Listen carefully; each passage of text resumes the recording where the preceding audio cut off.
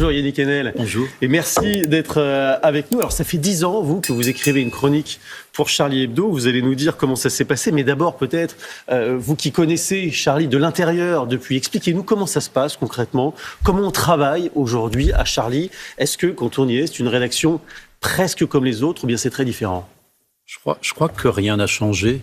Je pense qu'ils sont suffisamment intelligents et têtus au plus beau sens du terme pour continuer. La une de ce matin, c'est increvable. Ils se réunissent tous les mercredis, depuis toujours, c'est historique. Et en même temps... Dans un lieu ultra secret ? Un lieu ultra secret, ultra sécurisé. Ouais. Et ça, c'est quand même pas commun non plus. Il y a cette ambiance-là particulière qui est présente quand on arrive.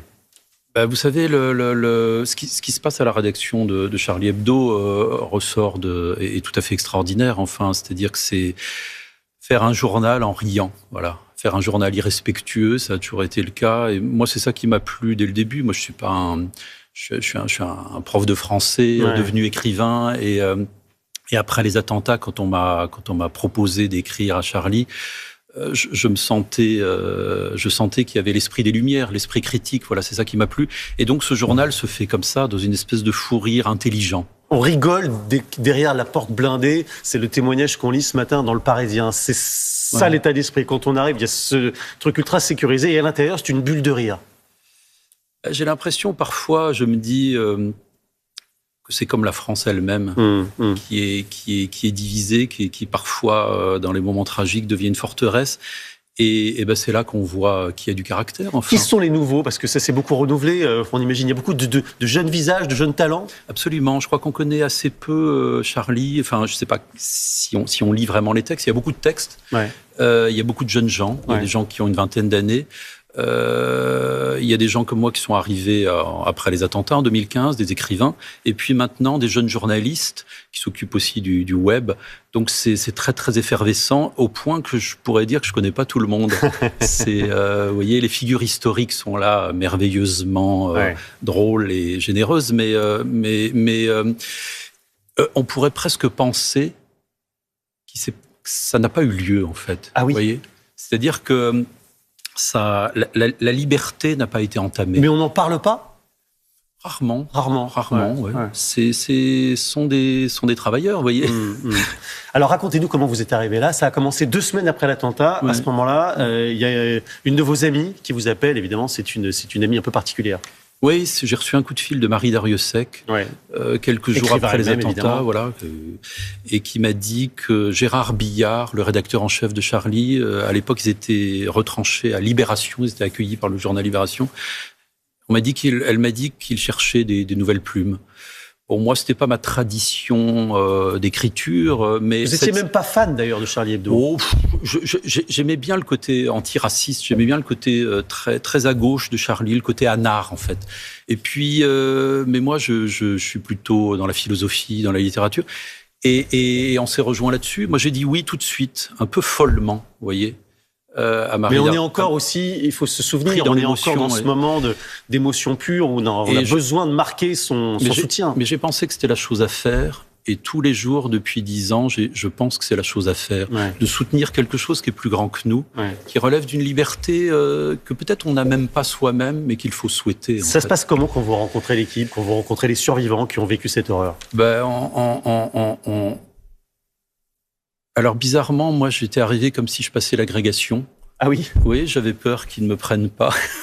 J'avais peur qu'ils me trouvent trop ceci ou pas assez cela. Et puis, on a fait des blagues, voilà, c'est tout. Et ça se termine toujours par une blague, là-bas. Voilà, et puis j'ai fait des textes, vous savez, on écrit beaucoup.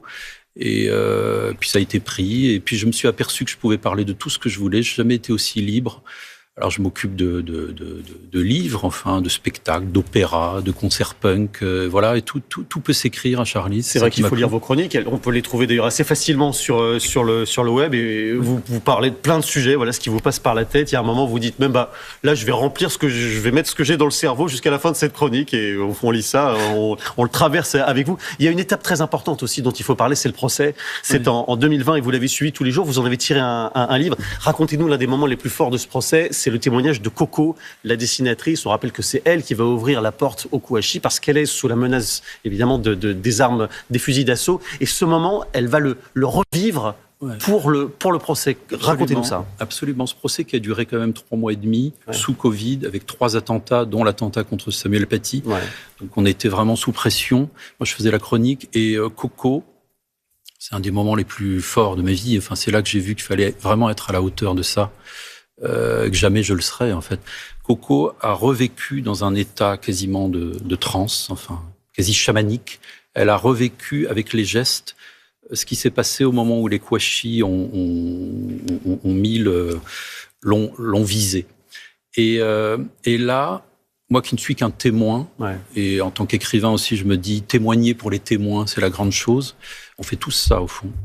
Je me suis dit, je veux continuer à écrire pour Charlie le plus longtemps possible, toujours, pour dire exactement ce qu'il y a dans les gestes de Coco, vous voyez. Et dans ces gestes, elle se met à genoux. Elle se met à genoux, elle met les mains au-dessus de la tête et elle revit au présent la scène. Et là, j'ai commencé à comprendre, même si c'est incompréhensible, un massacre en plein Paris, venir tuer des dessinateurs et des penseurs, enfin des écrivains, des gens qui ont des crayons, des stylos. Voilà, mais là, j'ai commencé à voir quelque chose que je n'avais compris qu'en lisant Dostoïevski, vous voyez. Quelque chose qui a à voir avec le mal, avec la malfaisance. Ce sont des choses qu'on croit théoriques, où on les repousse. Et d'un seul coup, ça prend forme sous vos yeux. Ben, j'ai vu que c'est là. C'était dans Paris. C'est des gens que je connais, avec qui je blague.